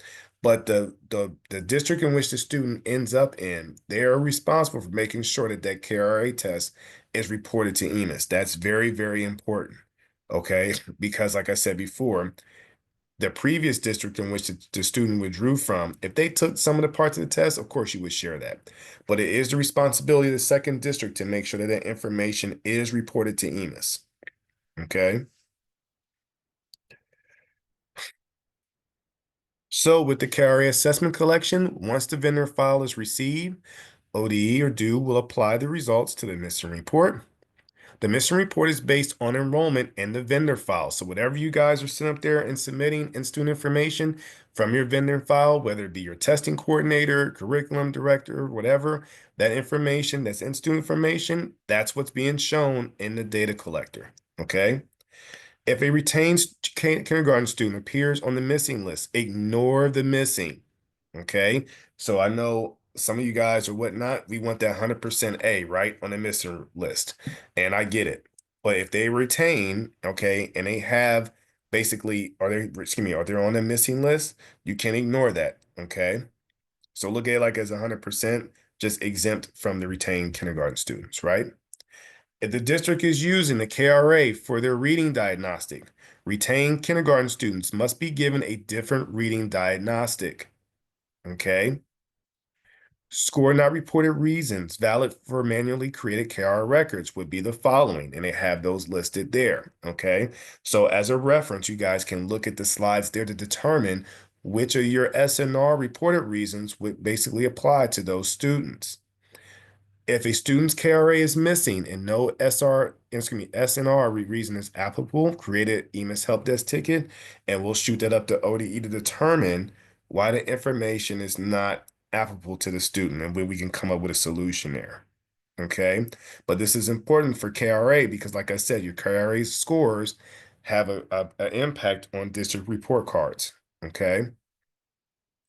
Any questions relating to KRA and to the cause so far? No. Okay. Missing report for Tier 1 dyslexia screeners. Okay. Kindergarten students are only added to the missing list if the student is enrolled on or after January 1st of the current year. So highlight that and keep that in mind. Kindergarten students must be screened between the first day of January of their kindergarten year and before the first day of January of the following school year. Okay. Other students could be screened with the Tier 1 dyslexia screener for grades 1 through 6, but should not appear on the missing list. The district where the student is enrolled during the test administration should report the test results. Highlight that section as well. Okay, that's very, very important. Scores not reported reasons valid for manually created records. They give the following reasons there. Like I said, you have the references to above slides there to kind of give you an indication of where to go with those actual SNR reporting reasons. Reading diagnostic. This is administered to all students in grades K to 3. Kindergarten students must be administered by the 20th day of instruction. Grades 1 through 3 students must be assessed by September 30th. Okay? If KRA is administered as the reading diagnostic, do not report those results in this collection. Instead, report the results in the KRA collection. Okay? The LTRC 001 report, okay, which is what we touched base on before in our previous EMIS Alliance training. This is derived reading diagnostic report. A level 2 report is generated in place of the missing report, okay? Keep that in mind. And this report is available in the S collections. Highlight that there because it's letting you know where this actual report is located, okay?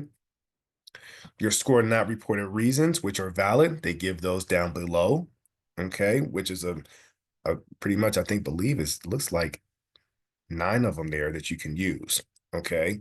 So you have a wide variety of SNR reasons you can use.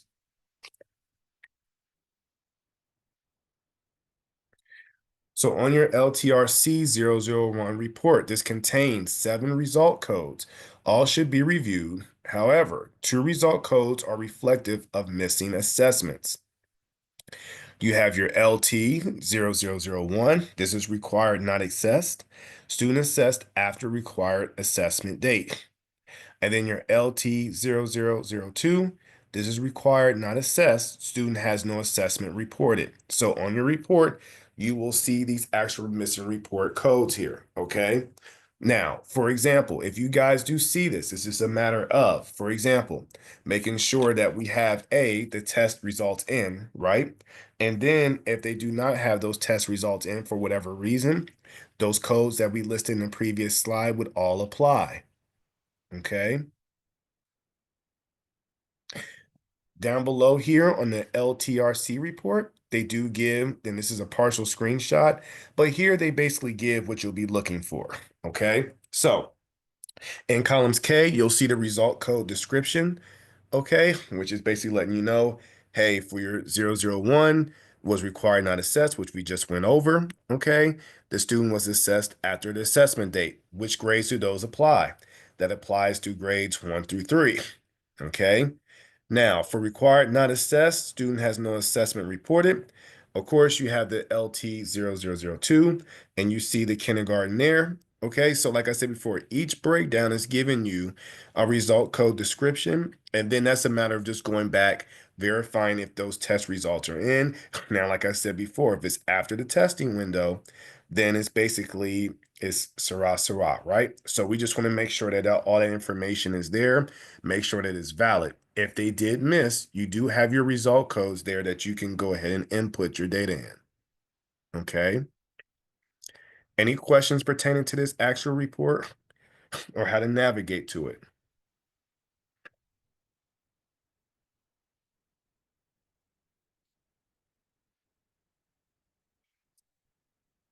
So, descriptions for your missing report, fall 3rd grade ELA and reading.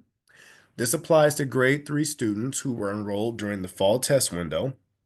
Should be reported with Ohio State Test English Language Arts and Reading GN records. Once the vendor file is received, DO will apply the results to the missing report. If the student was required to test and did not, report an assessment record with the appropriate score not reported reason. And they give these reasons listed below, and there is a ton of them that you can use.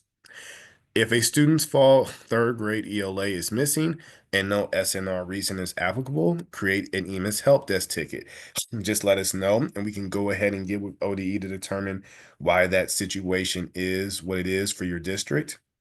Okay.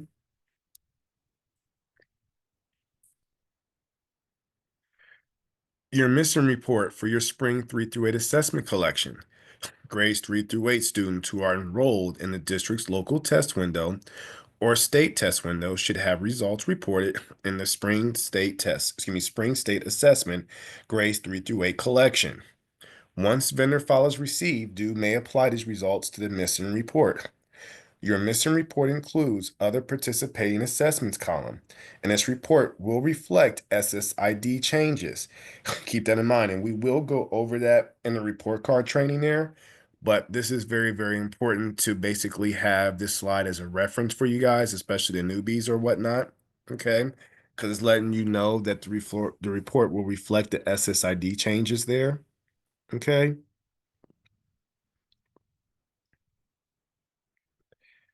So for your missing report, spring 3 through 8 continue.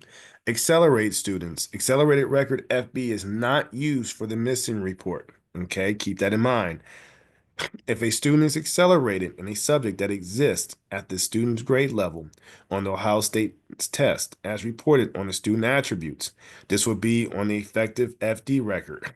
But there is no such OST subject test available at the accelerated grade level. Report the test grade level of the non-existent test with a SNR value of N, which will refer to student taken subject above grade level, no subject test at higher grade. That SNR value would apply to this particular situation with accelerated students. Okay. If the student passes the third grade ELA in the fall, they should not appear as missing in the spring. Keep that in mind. Looks at the fall assessment score once, not the promotion score. Third grade students who meet proficiency 700 and above in the fall testing administration are not required to take the assessment in the spring third grade reading. Okay. A student may take the spring test to allow a child to score higher. Now, if you prefer and you have students that say, hey, I got a 715 and they want to aim for some higher, be my guest. But if they test higher in the fall, okay, they're not required to take it in for the third grade reading in the spring. Okay, so just keep that in mind there.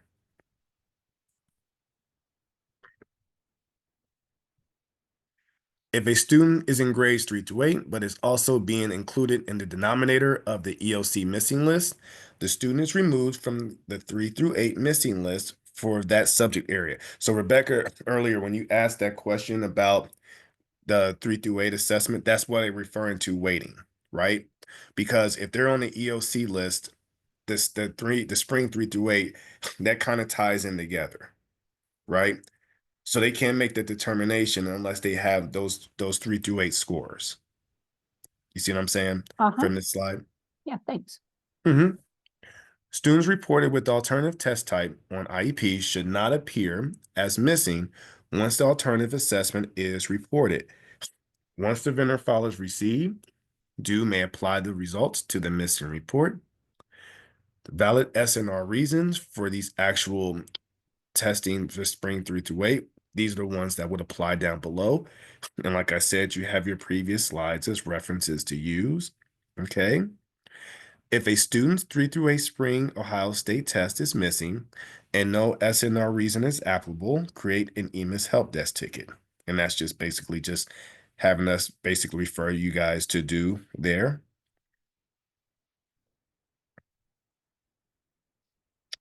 Tide resource, and this is available to help identify students who failed to take the required 3 through 8 OST and EOCs. This is a tool is available in the Tide testing portal. Now, for those EMIS coordinators in this room, you guys are very familiar with Tide, right? Now, do you guys have access, or pretty much your testing coordinators deal with that? I don't know if you guys have both. I know some of you guys have been in the game for a while and you guys have access to everything, but do you guys have access to Tide too, or just you guys deal with student information only?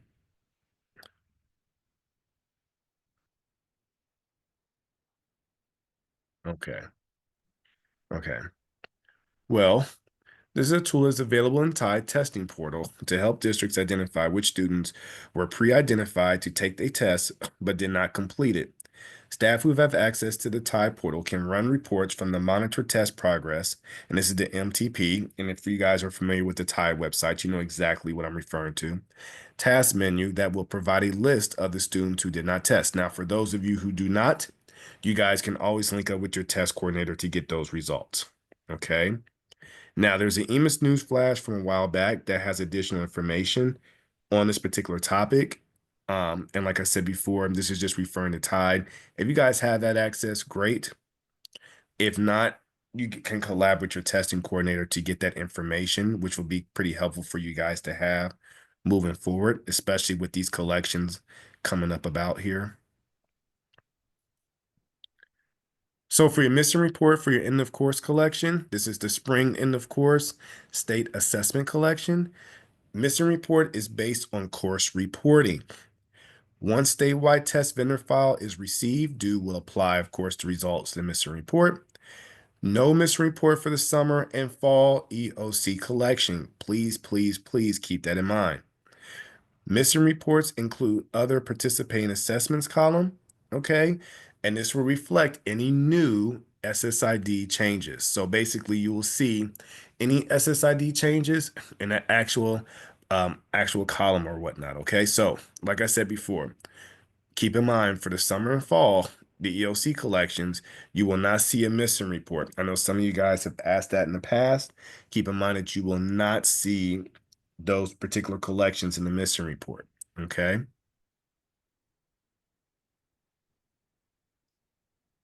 So, of course, continuing on from the end of course, which is your EOC, this is enrolled in the test window. Students enrolled in a course that requires an EOC exam and this applies to student course enrollment falls within the test administration window, of course. Enrolled in test window and has vendor results. So a student is enrolled in a course that requires an EOC exam and an EOC test subject with a score is in the statewide test vendor file. Okay. Has vendor results. Student is not enrolled in a course that requires an EOC exam and an EOC test subject with a score is in the statewide test vendor file. Okay. And please note, students may not have all parts of the test, and this will be referred to on your supplementary report. Now, if those students do not have all 4 parts of the test for whatever reason, it could be one of the codes that would apply, okay, to where that student missed. Like I said, it could be medical, suspension, parent refusal, whatever the case may be, okay? Those SNR codes will apply to those EOC collections, okay? So you want to check to see if the student has previously taken the appropriate subject test or was reported with a substitute test record for that subject. Checks to see if the student was reported with an IEP with an alternative test type that is effective during an alternative assessment test window. And students that took the test at a JVS or contract vocational district are assigned to the resident sending district based on JVSD reporting. Okay, so basically, like I said before, at the end of the day, we want to make sure that we check with all reporting parties to make sure that all the information lines up. Okay, now there are situations where students have special information or basically special, not special, I should not say special, but certain circumstances, okay, that would basically have them exempt or whatever the case may be. This is just getting with your testing coordinator, your JVS, making sure that all that information lines up, okay? Everything goes according to plan. Like I said, it leads to less stress moving forward at these end of the year reporting periods. So we just want to make sure that we collab and get that information in. This report includes other participating assessments. And like I mentioned before, you have your SNR reasons for your manually created GE test records, and they give a slew of them there. Okay. Now keep in mind, even though you guys are putting in these records, and I know a lot of you guys be like, I really don't because it does affect the district, but a lot of times in these cases, we don't have a choice, right?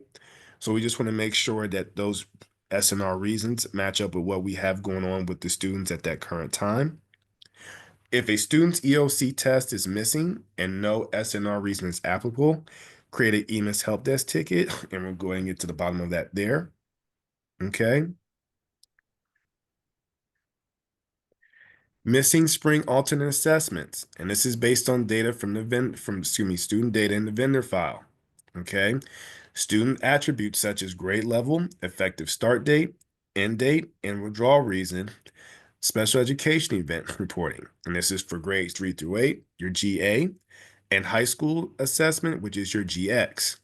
For your high school assessment, GX, only grades 11 and 12 are going to be on your missing report. So not 9 and 10, grades 11 and 12 only are going to be on that missing list, okay? Looks for test type alternative on the special education IEP record. Missing report includes other participating assessments column, okay? So once the vendor file is received, Dual will apply the results to the missing report. And then, of course, you have your reasons there that you can do for your spring alternative assessments there, okay? So keep that in mind here. And all these slides here are going to be good references to use basically moving forward. If any of you guys get stuck and say, hey, which particular codes would apply, you have all those codes listed here for each collection. So for spring alternative assessments, it looks for passing scores on the alternative assessment in each subject.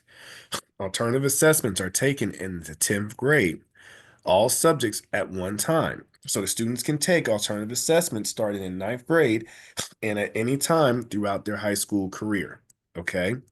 By the 11th grade, most alternatively assessed students will have taken all necessary courses. This does not look at student special education graduation requirement records. Highlight that there because that's very important. Alternative assessment students are not automatically exempted and must continue to take the alternative assessment if not exempted. Highlight that as well. Those are two main facts for the spring alternative assessments. I get asked that all the time, so keep those two factors in mind. If a student alternative assessment test is missing and no SNR reason is applicable, once again, you can create a ticket with us and we'll take a look at it there.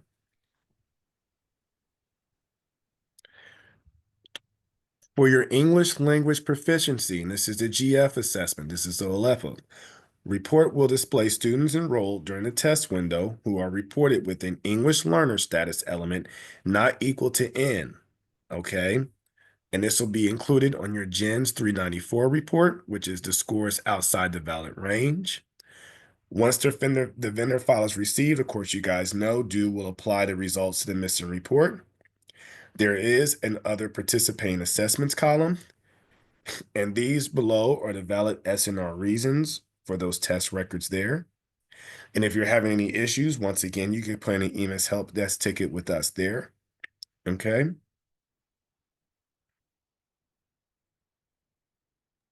Hey, Tim, Yes. on that one, can I propose this question to the group and see how they answer? And if we get no answers, you can answer. Here's a scenario. A district's missing list reflects students enrolled in test window, and on the vendor data file, the score is reported E, domain exemption. Do these students require an SNR value? I thought I'd ask our EMIS people what their thoughts were.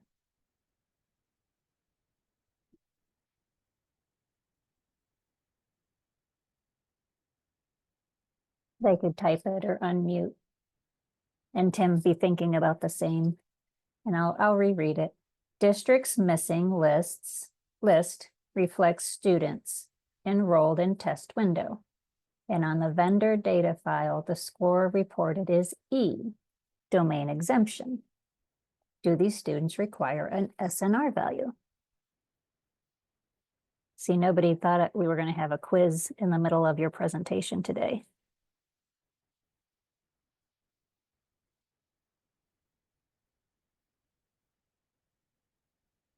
So I have the answer, but thought I'd propose that first to the group.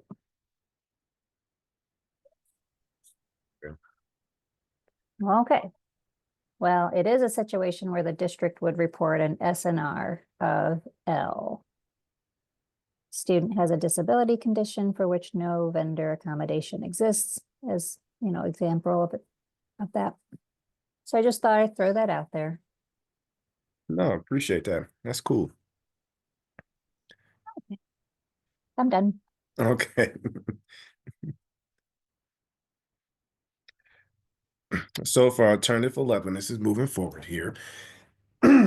A way for the English learners with the most significant cognitive disabilities to demonstrate their English language proficiency on an assessment based on alternative proficiency expectations for English language development. Students are unable to participate in Ohio's General English Language Proficiency Assessment, even with accommodations. Both are submitted in the OELPA collection. Now, again, if you guys have any particular issues with the alternative level, now I know with a lot of you guys districts, do you guys have a lot of students with the alternative assessment for this particular test? I don't think you guys had a lot of students, maybe a couple, but not a lot. Has any of you guys run into this situation before? I know this is kind of rare down here, but I know how it was up there.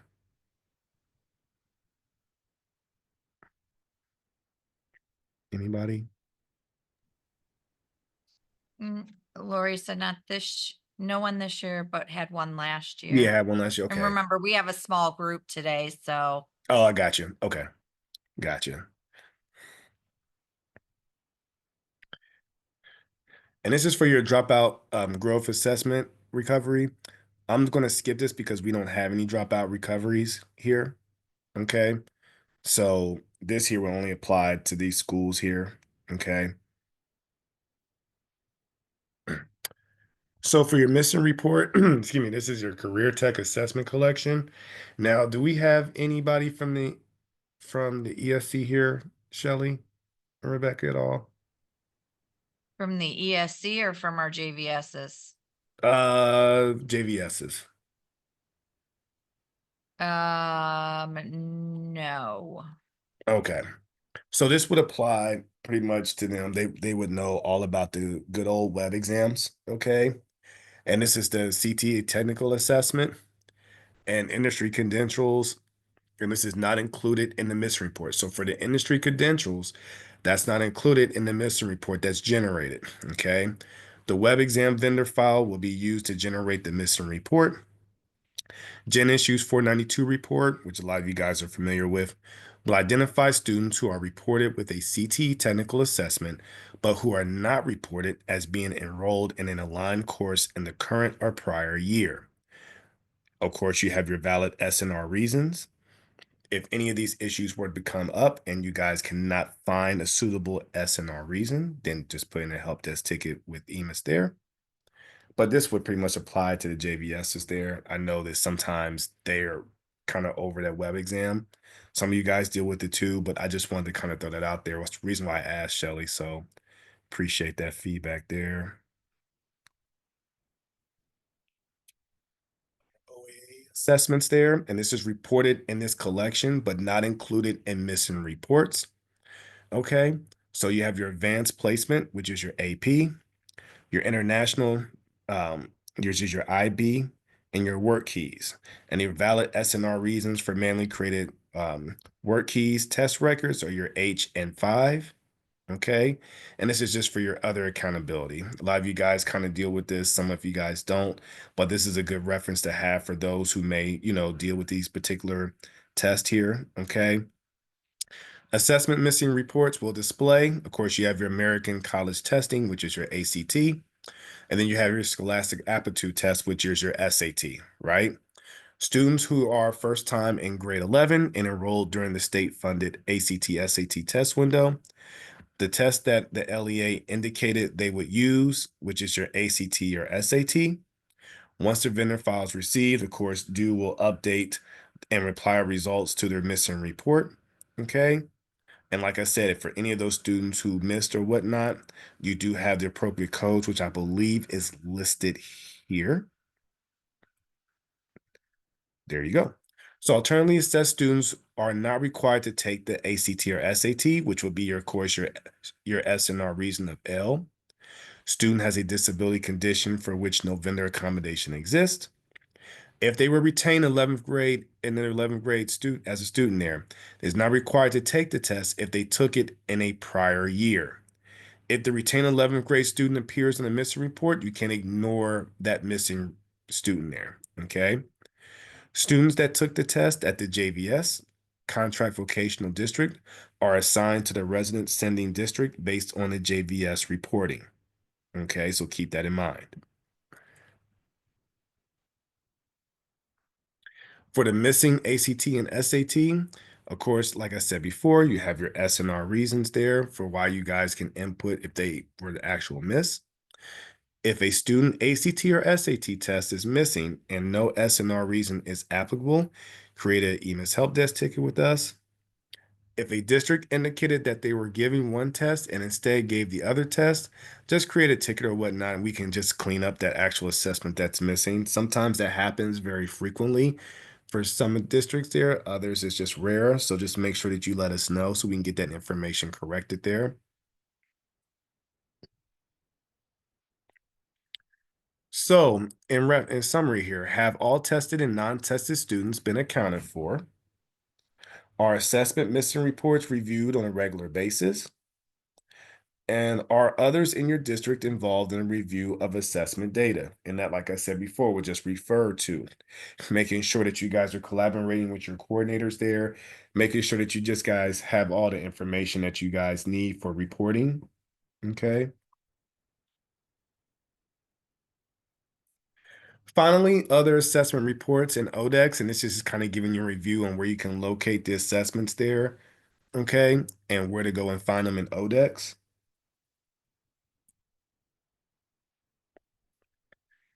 Supplementary assessments being reported. Supplementary CSV may not always be available and cannot be produced if due does not have a vendor file. The supplementary report contains students who do not appear on the missing report, and students were not on the vendor file and record is reported by the district. Districts may report newly enrolled students with the test results from a prior district. Okay, so for those of you, and I know I've had it in the past where some of you guys will say, hey, I do not have my supplementary file here or whatnot. So I just wanted to see what was going on. Now, like I said before, sometimes with these reports or whatnot, it may be empty, which is, necessarily a good thing, but you just want to check these reports from time to time to make sure that the data on there, it could be fixed. If it's just informational, you just basically are just reviewing it, okay? But it's a good reference to have, especially for end of year reporting, because like I said before, with all these collections that are taking place, you just want to make sure that you guys stay on top of things as the collection window closes. For districts are expected to review their supplementary report to ensure that the students on the report should be submitted. If it is determined that all the students on the supplementary report are valid, then no further action is needed. If it is determined that some students are in error, then the records should be removed from the submission prior to submitting. Keep that in mind. Okay. For your excluded records, assessment collections exclude assessments that are not collected in that specific assessment collection. So, for example, like I mentioned way before, when the KRA, a lot of times when you guys are submitting your KRA, sometimes it'll give you a whole bunch of other records that'll say excluded, right? There's only taking the information from the kindergartners, right? Or you may have your fall ELA, where it'll say excluded records, and it's only taking your third graders for your ELA, right? So that's just kind of giving you a heads up there. You want to verify that the records that should be included in the report are not excluded incorrectly, and ignore correctly excluded records. Okay, so just it's a matter of just reviewing, making sure that all that information is basically there and available.